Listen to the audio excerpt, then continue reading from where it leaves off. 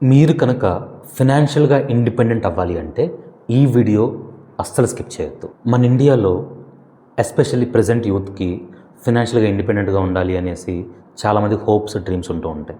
కానీ దానికి proper steps కానీ, గైడెన్స్ కానీ ఈ మొత్తం ఎవరు చెప్పరు. సో యాజ్ ఎ చార్టర్డ్ అకౌంటెంట్స్గా మేము ఎంతోమందిని గైడ్ చేస్తూ ఉంటాం, సజెషన్స్ ఇస్తూ ఉంటాం.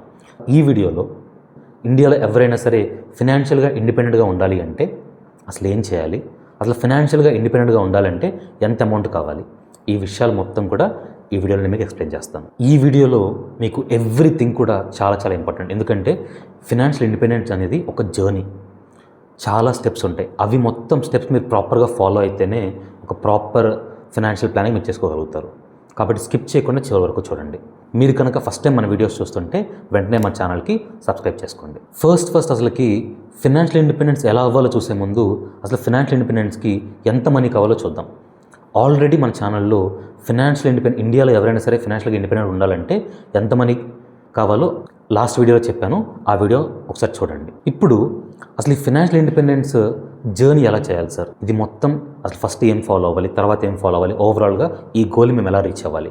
మా ఇన్కమ్ 20,000, మా ఇన్కమ్ 50,000, మా ఇన్కమ్ 1 lakh, 2 lakh, ఎవరికైనా సరే ఈ ప్రాసెస్ వర్క్ అవుతుంది.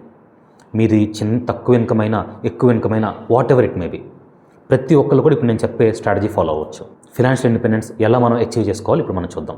సో ఫస్ట్ స్టెప్ ఇప్పుడు దాకా మనం నేర్చుకున్నట్టు మీకు అసలు ఫినాన్షియల్ ఇండిపెండెంట్కి ఎంత డబ్బులు కావాలో ఆ ఎఫ్ఐ నెంబర్ని, అది 1 crore, 2 crore, 3 crore క్యాల్కులేట్ చేసుకోండి. First step. Second step, most important step, అందరూ మిస్ చేసేది లేకపోతే ఇగ్నోర్ చేసే స్టెప్ ఏంటి సార్ అంటే ఎక్స్పెన్స్ని ట్రాక్ చేసుకోకపోవటం. మీకు హానెస్ట్గా మంత్లీ ఎంత ఎక్స్పెన్స్లు అవుతున్నాయి, మీకు అవసరమైన ఎక్స్పెన్స్లు ఎంత అవుతున్నాయి. అది ఎక్స్పెన్స్లో 3 రకాలు ఉంటాయి: నెసెసిటీస్, కంఫర్ట్స్, లగ్జరీస్. మీరు మంత్లో నెసరీస్కి ఎంత స్పెండ్ చేస్తున్నారు, కంఫర్ట్స్ కోసం ఎంత స్పెండ్ చేస్తున్నారు, లగ్జరీ కోసం ఎంత స్పెండ్ చేస్తున్నారు, ప్రతి ఒక్క దాన్ని ట్రాక్ చేసుకోండి. వాటిల్లో నుంచి ఏవేవైతే కట్ చేయగలరో వాటిని కట్ చేయండి. అన్నింటినీ కట్ చేయమని నేను చెప్పట్లా, మీకు తెలుస్తుంది. ఒకసారి ట్రాక్ చేసుకుంటే ఇందులో అవసరమైన ఖర్చు ఏంటి, అవసరం లేదంటే మీకు తెలుస్తుంది. సో ఫస్ట్ స్టెప్, మనం సేవింగ్స్లోకి వెళ్ళబోయే ముందు మీరు ఫస్ట్ చేయాల్సింది మీ ఎక్స్పెన్స్ని కంట్రోల్ చేసుకోవటం. మీ ఎక్స్పెన్స్ని కంట్రోల్ చేసుకుంటే మీకు ఎఫ్ఐ నెంబర్ తక్కువ ఉంటుంది, ప్లస్ మీకు సేవింగ్ కూడా తక్కువగా అయిపోతుంది. మీరు కనుక ఖర్చులు ఎంత జాగ్రత్త కంట్రోల్ చేసుకుంటే అంత బాగుంటుంది. లేదు సార్ నేను కంట్రోల్ చేసుకోలేను అనుకుంటే ఇట్స్ ఓకే. బట్ మీరు సెకండ్ చేయాల్సిన స్టెప్ ఏంటి సార్ అంటే మీ ఎక్స్పెన్స్ని, మీ ఖర్చుల్ని ట్రాక్ చేసుకోండి. వాటిల్లో అవసరమైన ఏంటి, నేను వేటిని కట్ చేయగలను కట్ చేసేయండి, అవసరమైన వాటిని కంటిన్యూ చేసుకోండి. సో సెకండ్ థింగ్ ఏంటి అంటే మీ కాస్ట్ని, మీ ఎక్స్పెన్స్ని ట్రాక్ చేసుకోవటం. ప్రాపర్గా బడ్జెట్ ప్లాన్ చేసుకొని ఎవ్రీ మంత్ కూడా మీ కాస్ట్ని, ఎక్స్పెన్స్ని బడ్జెట్ ప్రకారం ఉన్నాయా లేవా అని ట్రాక్ చేసుకోవటం. అది సెకండ్ స్టెప్. థర్డ్ స్టెప్ వచ్చేసి మీరు అసలు ఫినాన్షియల్ ఇండిపెండెన్స్ గురించి ఆలోచించడానికి ముందు ఎమర్జెన్సీ ఫండ్ అనేది చాలా ఇంపార్టెంట్. ఎందుకంటే మీరు ఫినాన్షియల్గా ఇండిపెండెంట్ అవుదాము అనేసి ఒక జర్నీ స్టార్ట్ చేస్తారు. మధ్యలో మీకు ఏదో అన్ఎక్స్పెక్టెడ్ ఖర్చు వచ్చేసింది. ఏదైనా కార్ రిపేర్ అవ్వటం కానీ, పెద్ద రిపేర్ రావటం, లేకపోతే ఇంట్లో ఎవరికైనా హెల్త్ బాగోక పెద్ద మెడికల్ ఎమర్జెన్సీ రావటం, ఎవరికైనా యాక్సిడెంట్ అయ్యి సంథింగ్ ఏదైనా రావటం, ఇలాంటి అన్ఎక్స్పెక్టెడ్ అనుకోని ఖర్చులు ఖచ్చితంగా ప్రతి ఒక్కరి లైఫ్లో ఉంటాయి. లేకపోతే సడన్గా మీ జాబ్ పోవటం, ఇలాంటి సిచ్యువేషన్స్ చాలా చాలా జరుగుతూనే ఉంటాయి. అలాంటి సమయాల్లో అందరూ చేసే బిగ్ మిస్టేక్ ఏంటి అంటే అప్పులు తెచ్చేసుకుంటారు. క్రెడిట్ కార్డుల ద్వారా కట్టుకుంటారు, లేకపోతే అప్పులు తెచ్చుకుంటారు, లోన్స్ తెచ్చుకుంటారు, చాలా చేస్తూ ఉంటారు.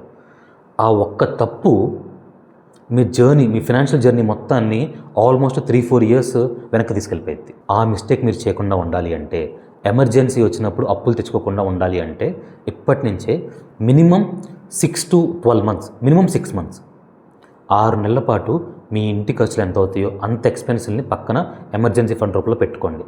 అది మీ బ్యాంక్ అకౌంట్లో కానీ, మీ వైఫ్ బ్యాంక్ అకౌంట్లో కానీ, మీ పేరెంట్స్ బ్యాంక్ అకౌంట్లో కానీ, లేకపోతే ఏదైనా లిక్విడ్ ఫండ్లో కానీ ఆ అమౌంట్ మాత్రం పక్కన ఉండాలి. మీకు ఏదైనా అయిన పక్షంలో, లేకపోతే సడన్గా జాబ్ పోయిన పక్షంలో, లేకపోతే ఏదైనా ఎమర్జెన్సీ వచ్చినప్పుడు మీరు ఎక్కడ అప్పు చేయకుండా ఈ ఎమర్జెన్సీ ఫండ్ అనేది మిమ్మల్ని సేవ్ చేస్తుంది.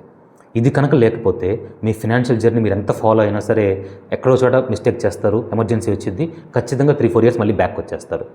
సో ఫినాన్షియల్ జర్నీ గురించి ఆలోచించడానికి ముందే ఎమర్జెన్సీ ఫండ్ డ్యామ్ షూర్గా మెయింటైన్ చేయాలి. ఇది చాలామంది ఇగ్నోర్ చేసే స్టెప్, కానీ ఇది కూడా చేస్తేనే మీ జర్నీ అనేది ప్రాపర్గా ఉంటుంది.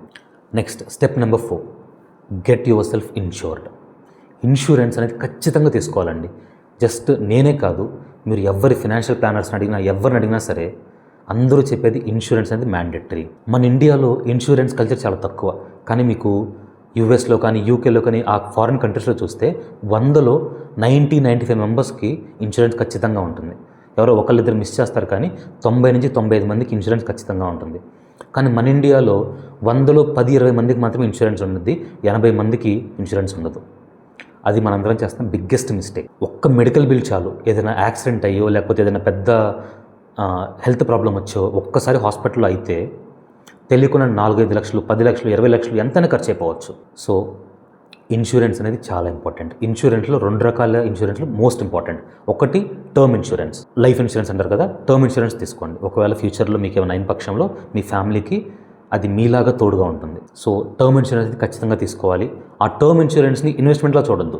Term insurance just pure term insurance తీసుకోండి. ఇన్సూరెన్స్ ప్లస్ ఇన్వెస్ట్మెంట్ అలా చేయొద్దు. జస్ట్ ప్యూర్ టర్మ్ ఇన్సూరెన్స్ ప్లెయిన్గా తీసుకోండి. మీరు ఎంత తక్కువ ఏజ్లో స్టార్ట్ చేస్తే ఆ ఇన్సూరెన్స్ ప్రీమియం అంత తక్కువ ఉంటుంది మీకు. సో అందరూ టర్మ్ ఇన్సూరెన్స్ ఖచ్చితంగా తీసుకోండి. నెక్స్ట్ సెకండ్ థింగ్ వచ్చేసి హెల్త్ ఇన్సూరెన్స్. హెల్త్ ఇన్సూరెన్స్ కూడా చాలా చాలా important. Minimum 10 lakh, 5 lakh, 15 lakh, 20 lakh మీ ఫ్యామిలీలో ఎంతమంది ఉన్నారో దాన్ని బట్టి తీసుకోండి. హెల్త్ ఇన్సూరెన్స్ కూడా ప్రీమియమ్స్ తక్కువే ఉంటాయి. ప్లస్ ప్రజెంట్ ఇప్పుడు జిఎస్టీ కూడా తీసేయడం వల్ల ఇన్సూరెన్స్ రేట్లు చాలా తగ్గిపోయినాయి. సో హెల్త్ ఇన్సూరెన్స్ ఖచ్చితంగా తీసుకోండి. సో మీ ఇన్వెస్ట్మెంట్ జర్నీ స్టార్ట్ చేయబోయే ముందు మీరు చేయాల్సిన 3 బిగ్గెస్ట్ థింగ్స్ ఏంటంటే, ఒకటేమో ఎక్స్పెన్స్ని ట్రాక్ చేసుకోవటం, వాటిని ప్రాపర్గా మేనేజ్ చేసుకోవటం. Second thing 6 months emergency fund maintain చేయటం. థర్డ్ థింగ్ వచ్చేసి మీరు టర్మ్ ఇన్సూరెన్స్, హెల్త్ ఇన్సూరెన్స్ తీసుకోవటం. Next fourth step savings rate increase చేసుకోవటం. చాలామంది ఏం చేస్తూ ఉంటారంటే, ఎక్కడో చూసేసి ఎవరో చెప్పారు కదా అనేసి 50-30-20 రూల్ ఫాలో అవుతూ ఉంటారు. 50% ఏమో ఖర్చులకు వాడేస్తారు, 30% లగ్జరీస్కి వాడేస్తారు, 20% సేవ్ చేస్తూ ఉంటారు. అది అందరికీ వర్కౌట్ అవ్వదు. మీ ఫినాన్షియల్ ఇండిపెండెన్స్ అనేది మీ సేవింగ్స్ మీద చాలా ఎక్కువ ఆధారపడి ఉంటుంది. మీకు వచ్చే ఇన్కంలో నుంచి మీరు ఎంత ఎక్కువ పోర్షన్ మీరు సేవ్ చేయగలిగితే అంత ఫాస్ట్గా మీరు ఫినాన్షియల్ ఇండిపెండెన్స్ చేరుకుంటారు. మీకు 1 లక్ష రూపాయలు వస్తున్నాయి అనుకోండి, అందులో మీరు ఓన్లీ 10,000 సేవ్ చేయగలిగితే మీ జర్నీకి 20 years పడుతుంది. అందులో మీకు వచ్చే లక్షలో మీరు కనుక 30,000 సేవ్ చేయగలిగితే మీ జర్నీ 15 yearsలో రీచ్ అయిపోతారు. అదే మీకు వచ్చే 1,00,000 రూపాయల్లో 50,000, 60,000 సేవ్ చేయగలిగితే మీ జర్నీ 10 yearsలోనే మీరు రీచ్ అయిపోతారు. సో మీ సేవింగ్ రేట్ ఎంత ఎక్కువ ఉంటే మీ ఫినాన్షియల్ ఇండిపెండెంట్ జర్నీ అంత ఫాస్ట్గా ఫినిష్ అయిపోతుంది. అంటే మీ గోల్ అంత ఫాస్ట్గా రీచ్ అయిపోతారు. సో మీకు వచ్చే ఇన్కంలో నుంచి మ్యాక్సిమం ఎంత పాసిబుల్ అయితే అంత ట్రై చేసి సేవ్ చేయడానికి ట్రై చేయండి. అలాగని మరీ పిసినార్ వల్ల కన్ఫ్యూజ్గా ఉండమని నేను చెప్పట్లేదు. మీకు ఎంత ఖర్చులు అవసరం అంతవరకు మేనేజ్ చేసుకుంటూ ఎంత ఎక్కువ సేవింగ్ చేసుకుంటే మీరు అంత ఫాస్ట్గా లైఫ్లో సెటిల్ అయిపోవచ్చు. సో సేవింగ్స్ రేట్స్ ఇంక్రీజ్ చేసుకోండి. Next fifth one investments. Investments చాలా ఇంపార్టెంట్. మనకు వచ్చే మనీని సేవ్ చేస్తున్నాం కరెక్ట్. ఎక్కడ సేవ్ చేస్తున్నాం? సేవింగ్స్కి చాలా మార్గాలు ఉన్నాయి. జస్ట్ అట్లా ఇంట్లో అట్టు పెట్టొచ్చు, బ్యాంకులో వేయచ్చు, పిఎఫ్లో పెట్టొచ్చు, ఎన్పిఎస్ కట్టొచ్చు, మ్యూచువల్ ఫండ్స్లో పెట్టొచ్చు, స్టాక్స్లో పెట్టొచ్చు. సో మీరు కనుక తక్కువ ఏజ్లో ఉంటే కనుక మీరు ఎక్కువ పోర్షన్ ఈక్విటీస్లో పెట్టుకోండి. షేర్స్, మ్యూచువల్ ఫండ్స్ వాటిలో పెట్టుకోండి. మంచి కంపెనీస్లో ఇన్వెస్ట్ చేసుకోండి. అదే మీరు కనుక పెద్ద ఏజ్లో ఉంటే 40 years, 50 years ఆ ఏజ్లో ఉంటే మీ మనీ అనేది ఈక్విటీలో మీరు ఎక్కువ పెట్టకూడదు.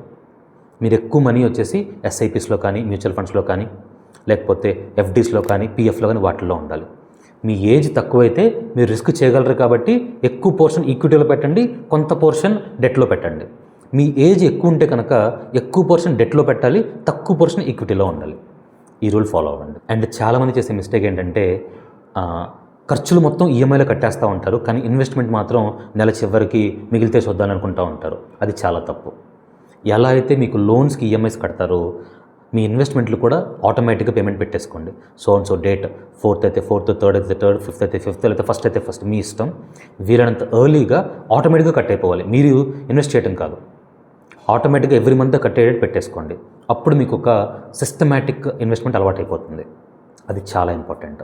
Next step use PFs, use EPFs, PPFs and NPS and fixed deposits.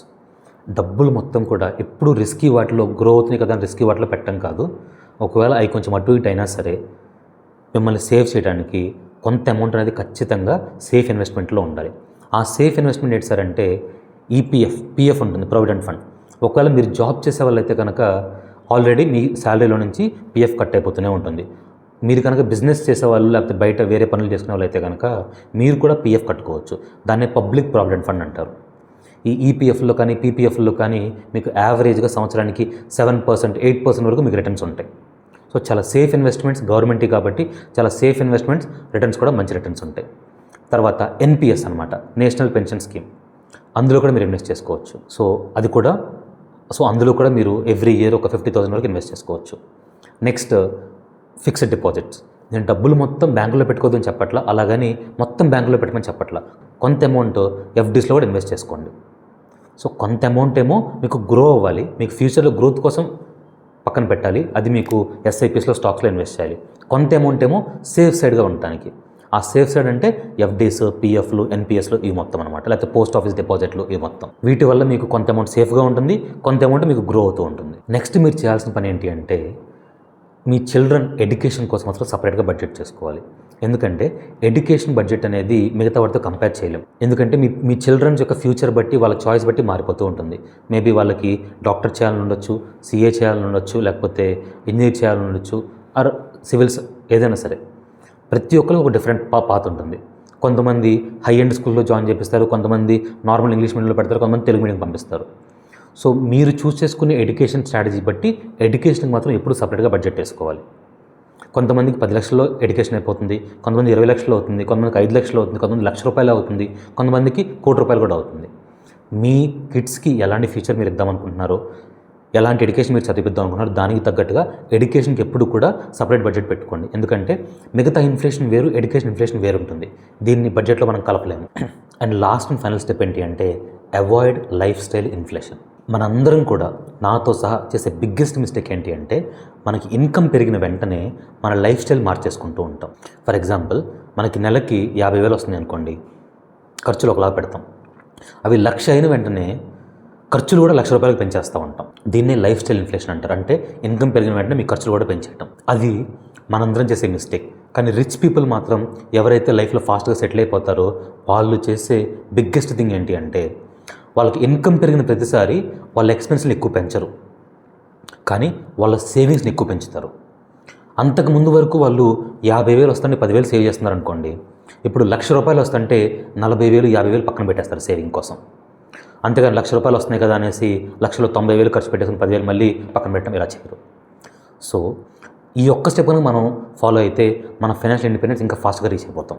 కాబట్టి మీ ఇన్కమ్ పెరిగినప్పుడు వెంటనే లైఫ్ స్టైల్ మార్చేసేయొద్దు. ఫస్ట్ ఇన్కమ్ పెరిగినప్పుడు సేవింగ్ రేట్స్ పెంచండి. బోనస్ వచ్చిందా, సేవ్ చేయండి. ట్యాక్స్ రిఫండ్ వచ్చిందా, సేవ్ చేయండి. ఏమైనా గిఫ్ట్స్ వచ్చిందా, సేవ్ చేయండి. ఎక్స్ట్రా ఇన్కమ్ వచ్చిందా, సేవ్ చేయండి. ప్రమోషన్ వచ్చిందా, ఇన్కమ్ పెరిగిందా, సేవ్ చేయండి. ఎంత ఎక్కువ మనం సేవ్ చేయగలిగితే మన ఫైనాన్షియల్ ఇండిపెండెన్స్కి అంత ఫాస్ట్గా రీచ్ అవుతాం. So life style inflation control చేసుకోవడం చాలా చాలా ఇంపార్టెంట్. ఈ స్టెప్స్ చెప్పడం ఈజీయే, ఫాలో అవటం కష్టం. బట్ వీటిని కనుక డిసిప్లిన్డ్గా ఫాలో అయితే, ఎవరైతే ఫాలో అవుతారో, మీది తక్కువ ఇన్కమ్ అయినా, మీడియం ఇన్కమ్ అయినా, హై ఇన్కమ్ అయినా, డెఫినెట్గా మీ గోల్ ఖచ్చితంగా రీచ్ అవుతారు. ఇందులో ఒక మనిషికి ఫైనాన్షియల్గా ఇండిపెండెంట్గా ఉండడం కోసం ఏమేమి అవసరమో అన్నీ మనం కవర్ చేసాం. ఇన్సూరెన్స్లు కవర్ చేసాం, ఎమర్జెన్సీ ఫండ్ కవర్ చేసాం, సేవింగ్స్ కవర్ చేసాం, ఇన్వెస్ట్మెంట్ కవర్ చేసాం, లైఫ్ స్టైల్ ఇన్ఫ్లేషన్ కవర్ చేసాం, బడ్జెట్ కవర్ చేసాం.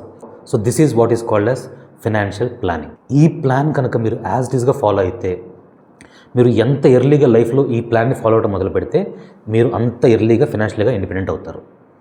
ఈ వీడియో చూస్తున్న వాళ్ళు యూత్ అయినా సరే, పెద్దవాళ్ళైనా సరే, you can start your journey from now. Me income గురించి పట్టించుకోవద్దు. ఈ స్టెప్స్ అన్ని వన్ బై వన్ ఫాలో అవుతూ ఉండండి.